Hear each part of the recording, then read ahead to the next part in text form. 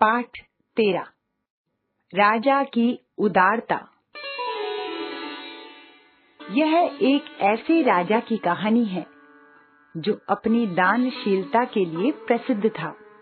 राजा का एक छोटा भाई था जिसको सामंतों ने राजा के विरुद्ध विद्रोह करने के लिए उकसाया, लेकिन अंत में वह बहुत पछताया। पाठ पढ़कर जाने कैसे। विदर्भ में किसी समय सत्यजीत नाम का एक राजा था। वह अपनी दानशीलता के लिए प्रसिद्ध था। वह किसी भी समय किसी को ना नहीं करता था। राजा के कुछ सामंतों को राजा के दान कार्य जरा भी पसंद नहीं थे। वे अक्सर राजा को दान पुण्य करते समय हतोत्साहित करते थे। इसलिए वे राजा के विरुद्ध हमेशा इसी ताक में रहते थे कि जैसे भी हो राजा को किसी तरह से नीचा दिखाया जाए। राजा सत्यजीत का एक छोटा भाई था। उसे राजा सत्यजीत की लोकप्रियता से बड़ी ईर्ष्या होती थी। इसका लाभ उठाकर ही राजा के सामंतों ने उसे राजा के विरुद्ध विद्रोह करने के लिए उकसाया। सामंतों का साथ देने से छोटा भाई विजयी हुआ।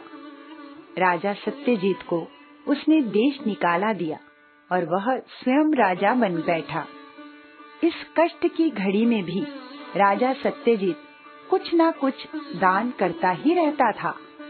राज्य की जनता राजा सत्यजीत को बहुत चाहती थी और उसके छोटे भाई प्रसेनजीत से घृणा करती थी। प्रजा को डराने के लिए राजा प्रसेनजीत को सामंतों ने उन पर कड़ा नियंत्रण रखने के लिए समझाया। सामंतों की सलाह पर ही राजा ने प्रजा के बीच यह घोषणा करवा दी कि जो व्यक्ति राजा सत्यजीत का सिर काट कर लाएगा उसे 1 लाख रुपए पुरस्कार में दिए जाएंगे। सत्यजीत के प्रशंसकों में एक कवि भी था। वह बड़ा ही चालाक और बुद्धिमान था। उसने राजा प्रसेनजीत को सबक सिखाने का निश्चय किया।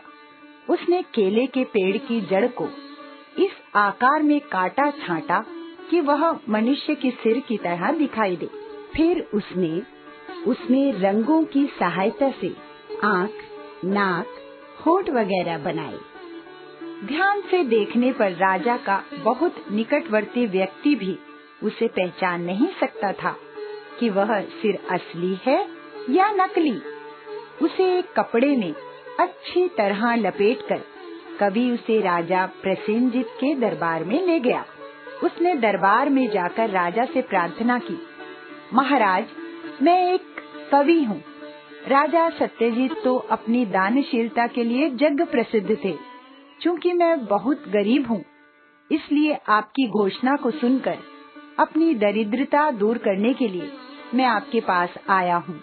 मैंने आपके बड़े भाई अर्थात राजा सत्यजीत से कुछ मांगा तो उन्होंने मुझसे कहा, मैं तो तुम्हें इस समय धन नहीं दे सकता, परंतु यदि तुम मेरा सिर काट कर ले जाओ और उसे मेरे छोटे भाई राजा प्रसेनजीत को दिखाओ तो अवश्य ही तुमसे प्रसन्न होकर वह तुम्हें पुरस्कार के 1 लाख रुपए दे देंगे। लीजिए, मैं उनका सिर काट कर ले आया हूँ। अब आप अपने वचन का पालन कीजिए और मुझे पुरस्कार के 1 लाख रुपए दिलवा दीजिए। ये कहकर कवि ने राजा को अपनी गठरी दिखाई। राजा प्रसेनजीत ने जब अपने बड़े भाई सत्यजीत का कटा हुआ सिर देखा तो उसे अपने सामंतों पर बड़ा क्रोध आया, क्योंकि उन्हीं की सलाह पर उसने यह घोषणा करवाई थी। अब उसे अपने बड़े भाई की दानशीलता पर बड़ा विश्वास हुआ। साथ ही वह ग्लानि और पश्चाताप से भरकर फूट फूट कर रोने लगा। यह देखकर कवि ने उनसे रोने का कारण पूछा। राजा ने कहा, मुझसे बड़ा भारी पाप हो गया है। इन सामंतों की उकसाने पर ही मैंने अपने भाई की ऐसी दुर्दशा कर डाली। जनता भी मुझे पसंद नहीं करती और अपना भाई भी मैंने खो दिया। कवि ने जब प्रसेनजीत का हृदय परिवर्तित होते देखा तो उसने कहा, राजन, अगर मैं आपके बड़े भाई को पुनर्जीवित कर दूं, तो क्या आप उनको उनका राज्य दे देंगे? जरूर दे दूंगा, पर क्या अब यह संभव है? यह कहते हुए प्रसेनजीत कवि के पैरों पर गिरकर रोने लगा। कवि ने कहा, राजन, आप मेरे साथ वन में चलिए। मैं मंत्रों की शक्ति से आपके बड़े भाई को जीवित कर दूंगा।